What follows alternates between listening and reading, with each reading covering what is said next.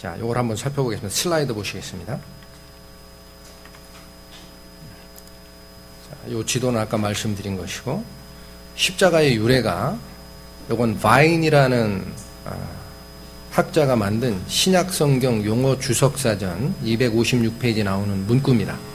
교회가 사용하는 십자가 형태는 고대 갈대아에서 기원하였습니다. 그리고 그 나라, 그 갈대아와 이집트를 포함한 인접 국가에서 담무스, 영어 나오죠? 탐무즈라고 나오죠? 담무스 신을 상징으로 사용이 된 것이 십자가의 유래예요. 자, 또 보겠습니다. 담무스, 저 T 보이시죠? T자가 뭐냐면 그 맨 위쪽에 나오죠. 그리스 문자인 알파벳의 T가 영어로는, 그리스어로는 타우라고 읽어요. 타우. 그래서 그 T자를 타우 십자가라고 얘기를 합니다. 요게 원전이에요. 십자가의 원전인데, 요 콥티거나 요런 원어를 보면은 저 T자형 위쪽으로 약간 삐침이 올라오는 경우도 있어요. 콥티거의 옛날 버전에 보면 딱 위가 말끔한 게 아니라 살짝 T자형 위로 올라옵니다. 그럼 뭐가 돼요? 그게 약한 십자가가 되죠? 어쨌든 타우 십자가가 있었다라는 거고, 요 타우 십자가는 모세가 두 번째 줄 보세요. 놋뱀을 매달 때 사용했던 그 장대라는 거예요. 여러분, 여기 그냥 막대기처럼 여기 잠깐 비춰주시죠. 놋뱀을 달았을 때 우리가 시각적으로 그게 뭔지를 모르는데 이런 장대기에다 놋뱀을 달 수가 없죠. 미끄러지죠. 그렇겠죠? 그래서 놋뱀을 장대에 달았다라는 그것이 구약의 정통한 유대인들이 쫓아들어가서 연구를 해보니까 여기다가 이렇게 T자형으로 여기다가 걸쳤다라는 거예요. 다시 자료 한번 보시겠습니다. 그래서 저 장대라는 모습이 저런 거였다라는 얘기를 학자들이 얘기를 하고, 그 다음 세 번째 로마 신 미스라 혹은 그리스 신 아티스의 상징이었다라는 얘기를 합니다. 그 다음 맨 뒤에 네 번째가 중요하죠. 태양신으로 추앙된 누구를 상징한다? 담무스를 상징한다. 담무스 이름의 앞에 T가 보이죠? 그래서 T자형 십자가가 사용이 되는 거예요. 지금 자료 화면에 밑에 거는 뭐냐면은 로마 카톨릭에서 저 타우 십자가를 숭배하는 어떤 신부가 형상화된 거예요. 카톨릭에서는 이 십자가를 숭배합니다. 거룩한 십자가라고까지 얘기해요. 자, 이게 T형 십자가가 나오게 된 거고, 요것이 담무스가 뭐냐? 에스겔에서 보시겠습니다. 1160페이지.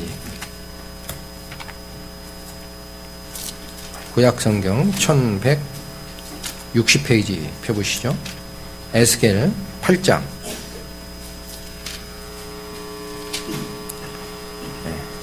5절에서 6절 찾으셨으면 제가 읽겠습니다.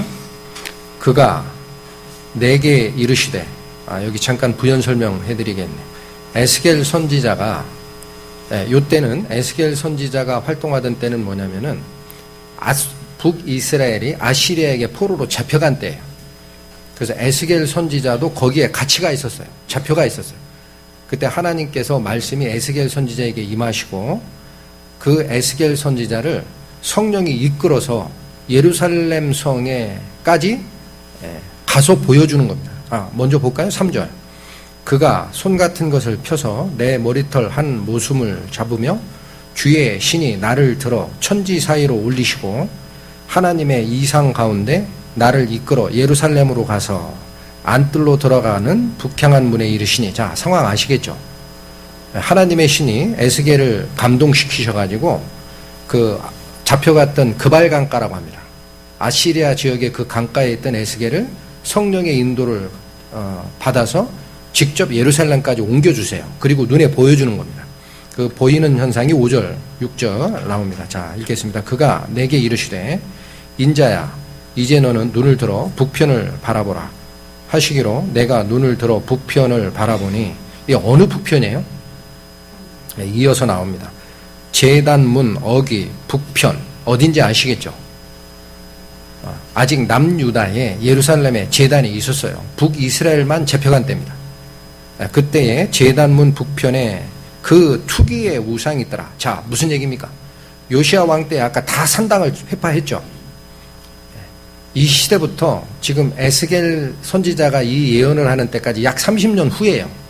아직도 남유다는 요시야 왕 이후에 다시 돌아가요. 우상 숭배가 또 일어나요. 그래서 그 모습을 보여주는 겁니다. 그 제단문 북편에 투기의 우상이 있더라. 하나님이 투기하는 우상이 있어요. 하나님이 미워하시느니라. 아까 분명한 말씀을 주셨죠. 우상이 또 있어요. 6절 그가 또 내게 이르시되 인자야 이스라엘 족속에 행하는 일을 보느냐. 그들이 여기서 크게 가증한 일을 행하여 나로 내 성소를 멀리 떠나게 하느니라. 하나님이 성소를 떠난다는 건 무슨 얘기죠? 말씀이 맡겨진 곳에서 이탈하시는 하나님이 성령이 거두시는 거예요. 잘못된 길을 갈 때. 자, 10절, 11절 맞아 봅니다. 내가 들어가 보니 다른 모습을 또 보여줘요. 내가 들어가 보니 각양 곤충과 가증한 짐승과 이스라엘 족속의 모든 우상을 그 사면 벽에 그렸고 이 성전 벽에다가 각양 동물과 우상의 그림을 그린 거예요. 자, 11절 봅니다. 이스라엘 족속의 장로 중 70인이 여러분 70인의 장로라는 것은 이스라엘 민족의 치리자의 대표 전부입니다. 전부. 출애굽기 내는 거 읽어보십시오. 산헤드린이라는 공회도 그 70인의 대표가 구성되게 되어 있어요. 신약에도. 예, 백성들의 대표 전체입니다. 70인이라는 말은 전체가 그 앞에 섰으며 어떻게 해요? 사반의 아들 야사나도 그 가운데 섰고 각기 손에 향로를 들었는데 향연이 구름같이 오르더라. 어디서 분향을 하는 겁니까? 성전의 벽에 각종 짐승이나 곤충이나 가증한 것이나 우상을 그려놓고 백성들이 거기서 분향을 하고 있더란 얘기예요. 그 모습을 보여주는 거예요. 자, 그 다음에 13절, 14절 갑니다. 또 내게 이르시되 너는 다시 그들의 행하는 바 다른 큰 가증한 일을 보리라 하시더라. 그가 또 나를 데리고 여호와의 전으로 들어가는 북문에 이르시기로 보니 거기 여인들이 앉아 담무스를 위하여 애곡하더라. 무슨 말 나옵니까? 여기 담무스 얘기 나옵니다. 요거 영어 성경 찾으시면 아까 방금 자료화면에서 보셨던 탐무지 그거예요. 담무스를 위해서 여인이 애곡하더라라는 말씀이 나오죠. 그러니까 남유다가 요시야 왕 때 그렇게 우상을 다 철폐한 뒤에도 정신을 못 차리고 다시 성전 안에 각양 우상을 그려놓고 분향을 하고 심지어는 누구를 섬기는 일이 있었어요. 담무스, 태양신을 섬기는 일이 또 일어나는 겁니다. 하나님이 얼마나 통곡할 일입니까? 자, 그러시고 16절, 17절 마저 읽겠습니다. 그가 또 나를 데리고 여호와의 전 안뜰에 들어가시기로 보니 여호와의 전 앞문 현관과 제단 사이에서 약 25인이 여호와의 전을 등지고 낮을 동으로 향하여 동방 모세 경배요? 태양에 경배하더라. 이게 태양신 숭배가 또 성전 안뜰에서 일어나는 겁니다. 또 내게 이르시되 인자야 네가 보았느냐 유다 족속이 여기서 행한 가증한 일을 적다 하겠느냐.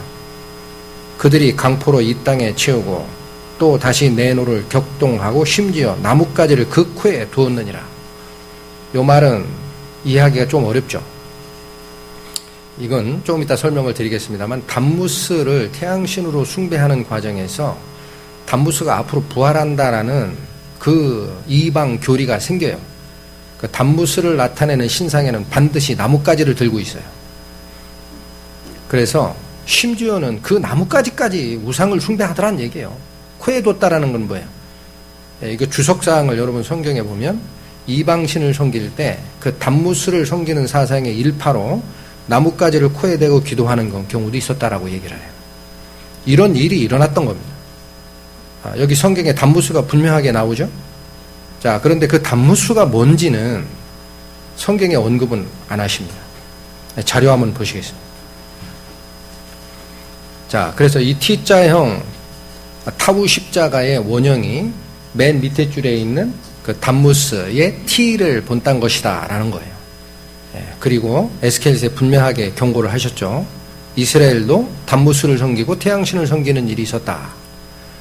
자, 요 그림은 왼편 보이시죠? 저게 뭐냐면 그리스 신화로 얘기하면 바카스 신이라는 게 있어요. 바쿠스라고도 부릅니다. 어디 있냐면 지금 오른손에 잔을 들고 있죠. 저기에 포도주를 담았다 그래서 술의 신이라고도 부릅니다. 그리스 신화에서. 근데 이게 원전을 쫓아 올라가면 그리스 이전에 헬라, 그 이전에 바벨론 우상숭배 역사를 쫓아가면 얘가 담무스라는 거예요.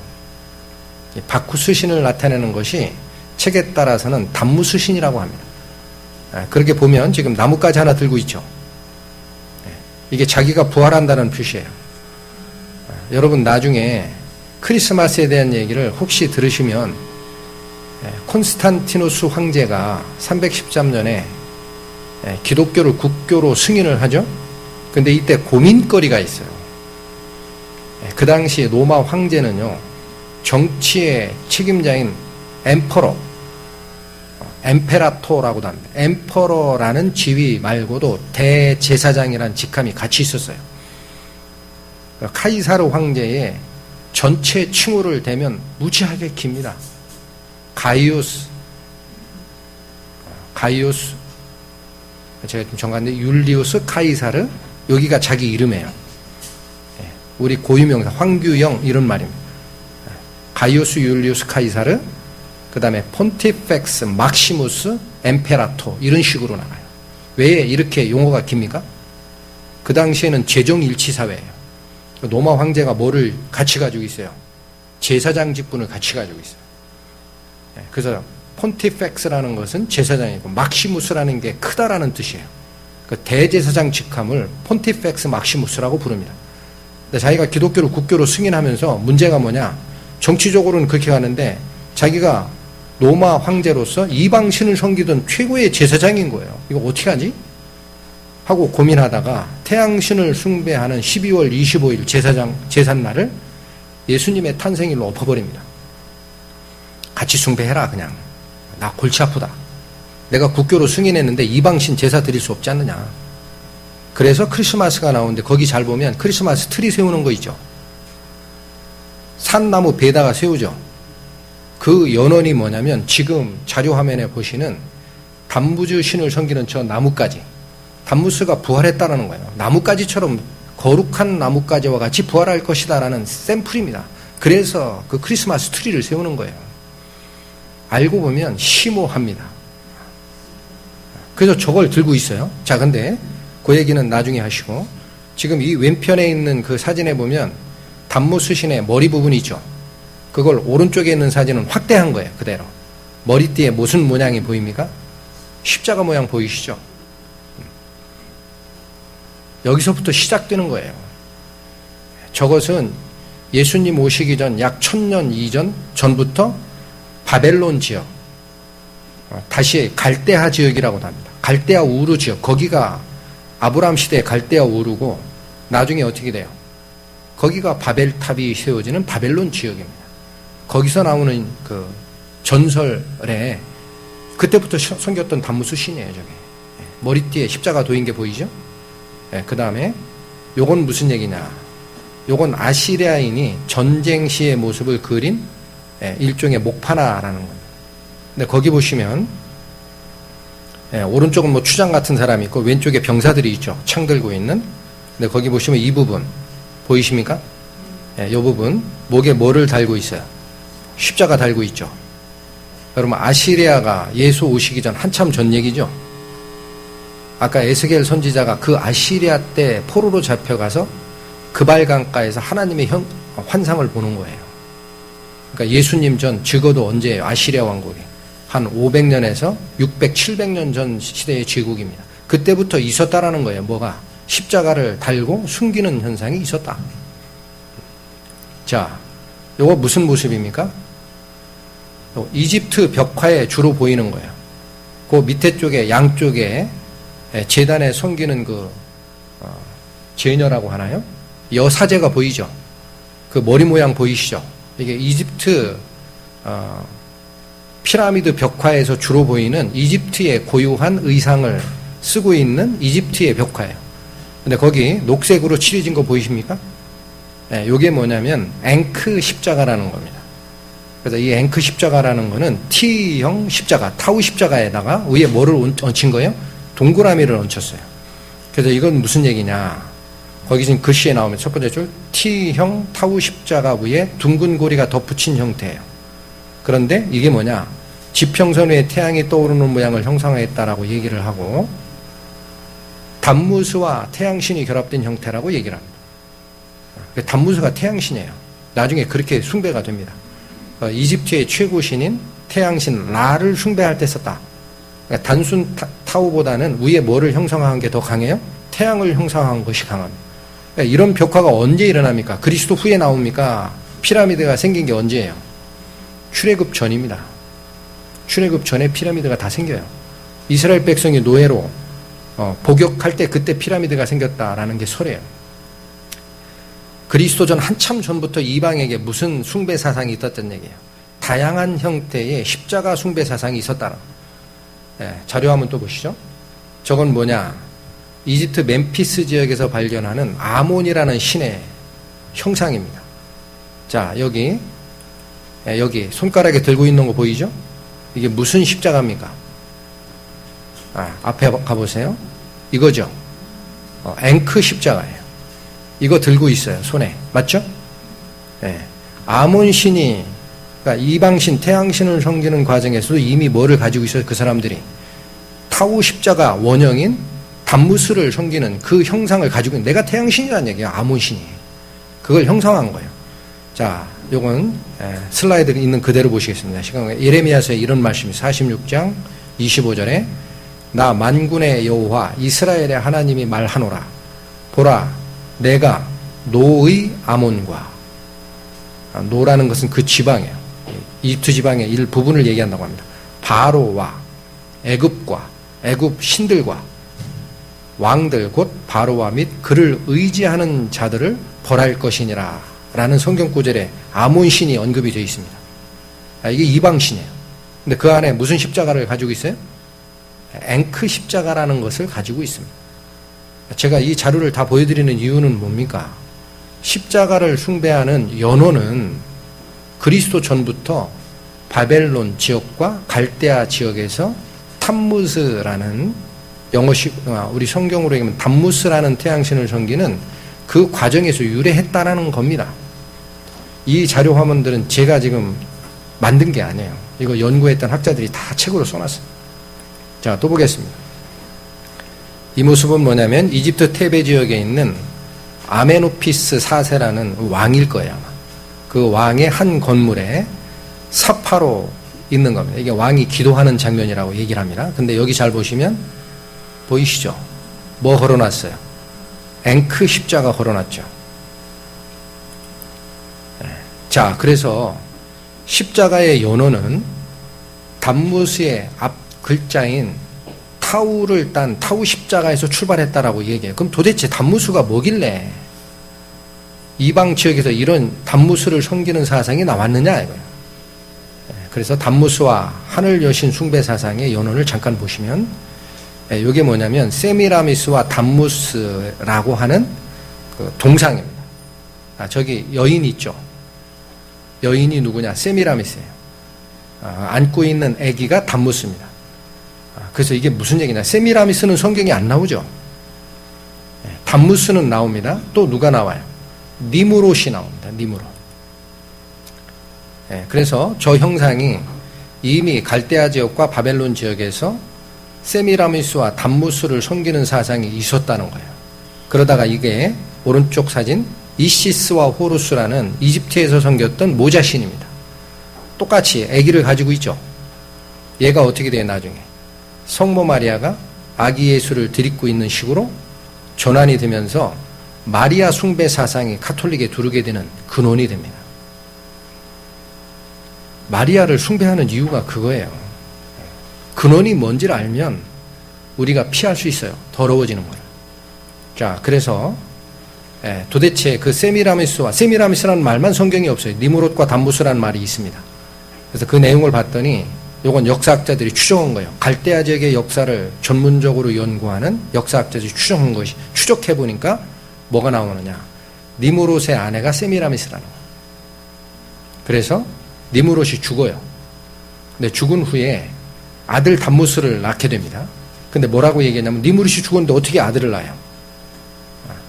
오래된 역사이기 때문에 그 시기가 얼마인지는 학자들은 얘기를 안 합니다. 중요한 거는 니무롯이 죽고 나서 세미라미스가 아들을 낳아요. 이름이 담무스예요. 그러면서 뭐라고 얘기했냐? 니무롯이 환생했다라고 얘기를 해요. 니무롯이 환생했다. 그러니 이 담무스를 뭐라고 섬겨라? 신으로 섬겨라. 이게 담무스가 어떻게 되는 거예요? 신으로 섬기게 되는 시작입니다. 자, 그래서 이 이후에 담무스는 태양신을 섬기는 풍속의 대표가 되고 세미라미스는 뭐가 되느냐? 하늘 여신이라고 숭배를 받게 돼요. 하늘 여신. 이게 어디서부터 시작됐다고요? 바벨론 지역에서 시작된 겁니다. 자, 그래서 예레미야서 44장 잠깐 보시겠습니다. 1124페이지.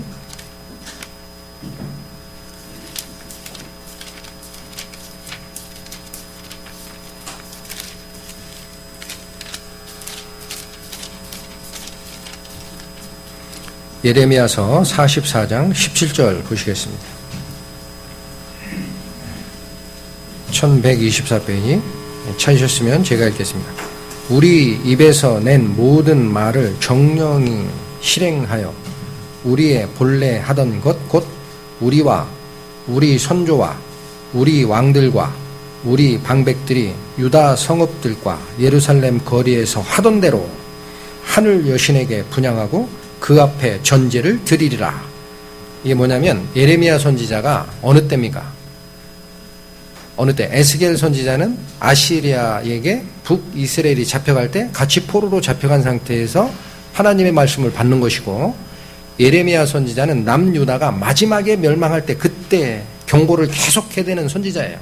그러니까 남유다에 요시아가 산당을 철폐하는 이후에도 다시 태양신을 섬기는 그 풍속이 아까 에스겔서에 나온 걸 보셨죠? 네, 그 시대입니다. 그래서 이 사람들이 하나님 말씀을 안 들어요. 남유다에 남아있는 사람이. 그러면서 예레미야 말도 안 듣고 뭐라고 얘기했냐, 이런 말을 하는 겁니다. 뭐라고요? 우리 입에서 낸 모든 말을 정령이 실행하여 우리의 본래 하던 것 곧 우리와 우리 선조와 우리 왕들과 우리 방백들이 유다 성읍들과 예루살렘 거리에서 하던 대로 어디에게 분향하겠다? 하늘 여신에게 분향하고 그 앞에 전제를 드리리라. 대저 그때에는 우리가 식물이 풍부하며 복을 받고 재앙을 만나지 아니하였더니 우리가 하늘 여신에게 분향하고 그 앞에서 전제 드리던 것을 피한 후부터는 모든 것이 핍절하고 칼과 기근에 멸망당하게 됐다. 하나님 못 섬기겠다 이거예요. 이방신 섬길 때는 풍족했다. 그런데 하나님 섬긴다라고 돌아갔더니 모든 게 핍절하지 않느냐. 우리 다시 돌아가겠다. 하늘 여신을 섬기는 방법으로 돌아가겠다. 무슨 말이 나옵니까? 하늘 여신 나오죠. 세미라미스라는 말은 안 나옵니다. 이게 성경에서 경고하는 거예요. 이런 일들이 있었다라는 얘기입니다. 자, 그래서 이게 성경이 얘기하는 음녀 바벨론의 시작입니다. 시작. 왜 자꾸 계시록에 보면 뭐라 그래요? 음녀 바벨론, 큰 성 바벨론아 무너졌도다 이러죠. 그리고 음녀라고 하죠. 음녀라는 건 무슨 얘기입니까? 성경적으로 하나님을 쫓아가는 그 길에서 다른 신을 숭배하는 것을 음행이라고 그래요. 하나님께서. 그 음녀라는 것은 하나님을 섬기는 길에서 다른 신을 섬기는 행태가 일어나는 것을 음녀라고 합니다. 그 원조가 어디라는 거예요? 바벨론이라는 거예요. 왜 바벨론이라고 했어요? 왜 바벨론이라고 했어요? 아까 말한 대로 니무롯의 아내 세미라미스가 니무롯이 죽은 다음에 아들을 낳은 뒤 니무롯이 환생했다라고 시작하고 태양신 숭배 사상이 그 갈대아 우르 지역, 바벨론 지역에서 생기거든요. 여러분, 바벨은 누가 지은 도시입니까? 바벨. 창세기 10장 잠깐 보시겠습니다.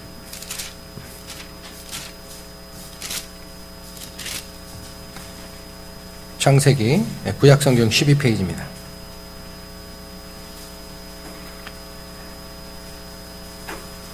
자, 8절, 창세기 10장 8절. 구스가 또 니무롯을 낳았으니, 구스는 함의 아들이에요. 그러니까 니무롯은 함의 뭡니까? 손자입니다. 아시겠죠?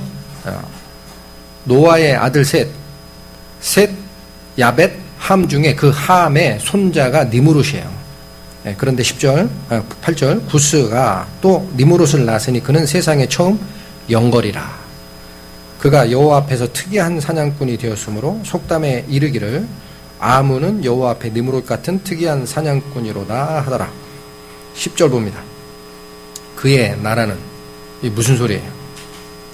니무롯이 하나의 나라를, 국가를 형성합니다. 그의 나라는 신할 땅 바벨과 에렉과 아갓과 갈레에서 시작되었으며 그가 그 땅에서 아수르로 나아가 니느웨와 르호보딜과 갈라와 및 니느웨와 갈라 사이에 레센을 건축하였으며 무슨 얘기예요?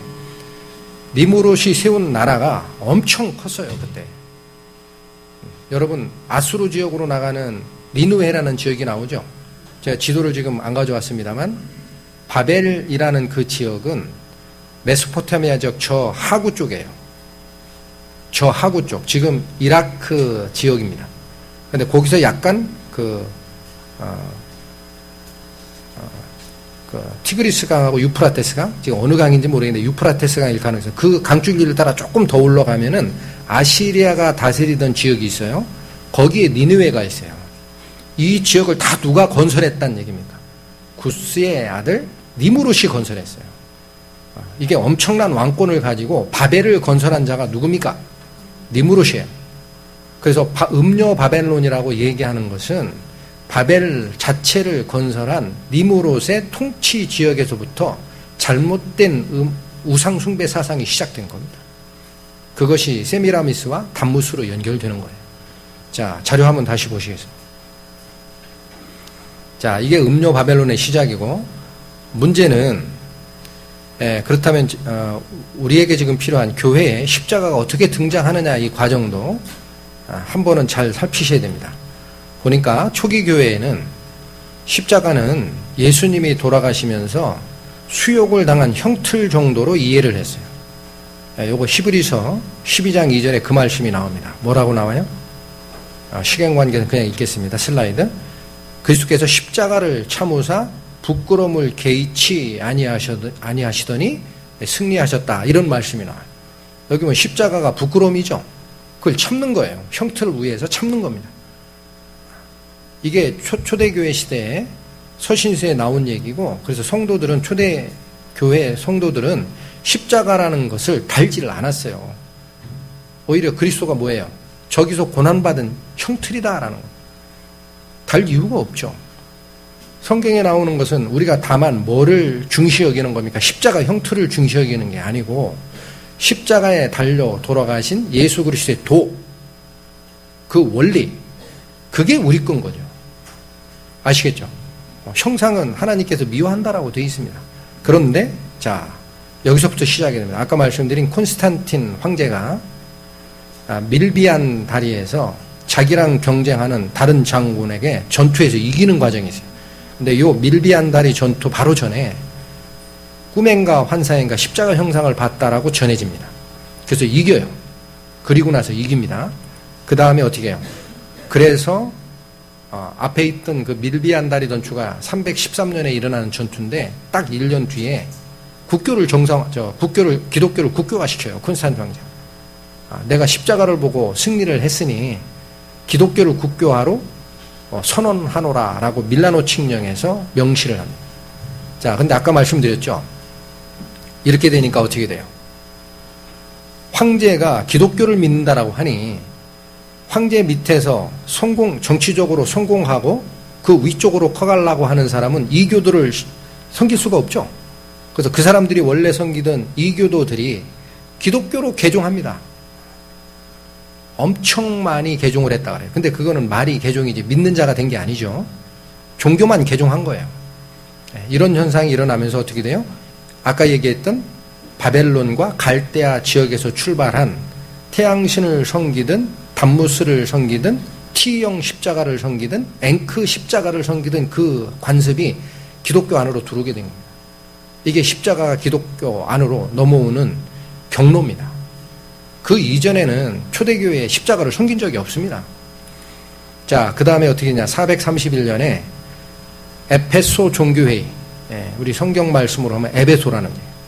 에베소 종교회의에서 십자가 소지를 허용을 하게 됩니다. 왜냐? 313년에 콘스탄티누스 황제가 국교 정상하면서 자기가 전투에서 이긴 것이 황제가 되기 위한 전투였어요.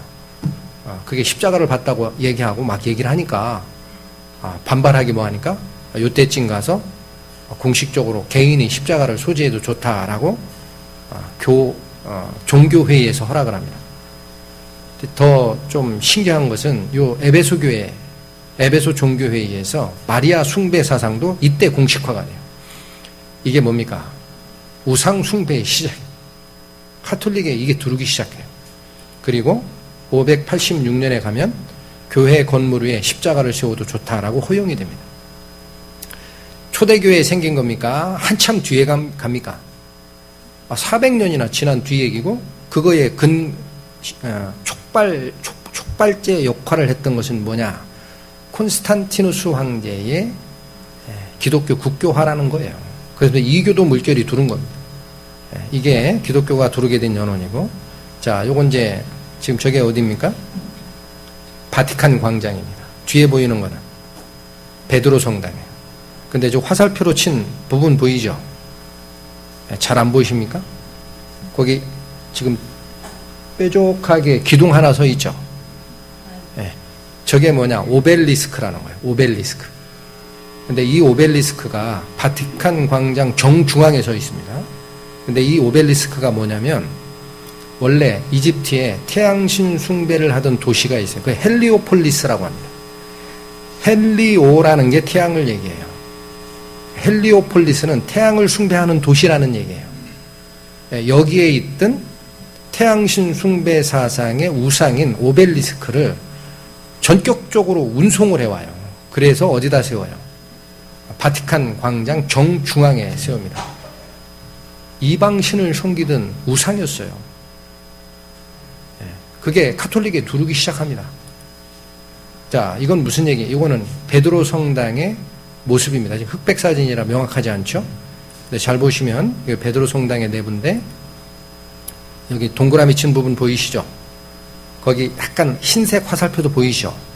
거기 보면 위쪽으로 약간 이렇게 방사형 햇살 같은 게 보이십니까? 요게 태양신 문양이에요. 베드로 성당 저 뒤편에 있어요. 그 다음에 지금 그 용트림 하는 기둥 보이십니까? 요게 베드로 성당에 교황이 집전하는 강대상 뒤입니다. 쉽게 제단이라고 그래요. 그 사람들. 거기에 위쪽에 있죠. 여기. 여기 지금 검에서 안 보이는데, 그 흰색 화살표로, 그 화살표 가운데 보면 여기도 지금 화면이 잘 나오는데, 그게 태양 모습이 거기에 문양이 되어 있어요. 동그랗고 요렇게 우리 유치원생들이 해 그리세요 그러면 그리는 모양이죠. 그 문양이 그 기둥 꼭대기에 있습니다. 카톨릭에 무슨 숭배 사상이 두른 거예요? 태양신 숭배 사상이 두른 겁니다. 여기. 태양신 문양이 설치되어 있어요. 이거 모르셨죠? 그래서 카톨릭이 뭐를 쫓아가는 겁니까? 태양신 담무스와 그 엄마였던 세미라미스를 그대로 벤치마크 해가지고 성모 마리아 숭배 사상이 가는 것이고, 우상이 두르기 시작하는 것이고, 그 바티칸 광장에 태양신 숭배하던 오벨리스크를 세우는 거예요. 자, 또 보시겠습니다. 그래서 아까 여기 베드로 성당 저쪽 큰 화살 동그라미에 보면 그 햇살처럼 있다고 하는데 잘 안 보이죠? 증거를 하나를 더 댔습니다. 여기는 어디냐? 로마 개수교회의 내부. 이게 카톨릭 교회예요. 저 뒤에 분명하게 보이죠? 뭐가 있어요? 햇살 모양. 요거. 이게 태양신 숭배의 문양이에요. 이거 설치해놓고 있어요. 이런 것들이 카톨릭에 뭐로 들어옵니까? 우상 숭배 형상으로 들어옵니다. 아까 읽어드렸던 뭐하고 똑같습니까? 하나님의 제단 앞에 동편을, 여인 25명이 하나님의 전을 등지고 동편을 향하여 태양을 위해서 숭배하더라. 하나님의 말씀을 전한다라는 교회 안에 태양신이 두르는 거예요. 똑같은 짓거리가 일어납니다. 얘기할 것도 없어요. 자꾸 남유다 북이스라엘 얘기할 것도 없어요. 지금 교회에 들어와 있어요. 자, 그래서 데살로니가전서 5장에 이런 말씀이 있어요. 범사에 헤아려 좋은 것을 취하고 악은 뭐든 뭐라도 버려라, 모양이라도 버리라 라는 말씀이 있습니다. 우리한테. 열왕기에 보면 아까 제가 히스기야 왕 때에 산당을 철폐하는 일이 있었고 그 바로 뒤 아들인 므낫세는 제 기억이 확실히 50년간이가 통치를 해요. 진짜 오래 해요. 근데 하나님 보시기 어때요? 진짜 폐악한 왕이 돼버립니다. 그래서 히스기야 왕 때 없앴던 산당을 다시 다 세워요. 그래서 요시야 왕이 하나님 보시기에 그렇게 마음을 다하고 목숨을 다하고 뜻을 다하여 섬겼지만 하나님이 뜻을 돌이키지 않는 이유를 열왕기서에 뭐라고 합니까? 므낫세의 악을 인하여 나는 너를 용서할 수 없다는 거예요. 므낫세의 악 때문에.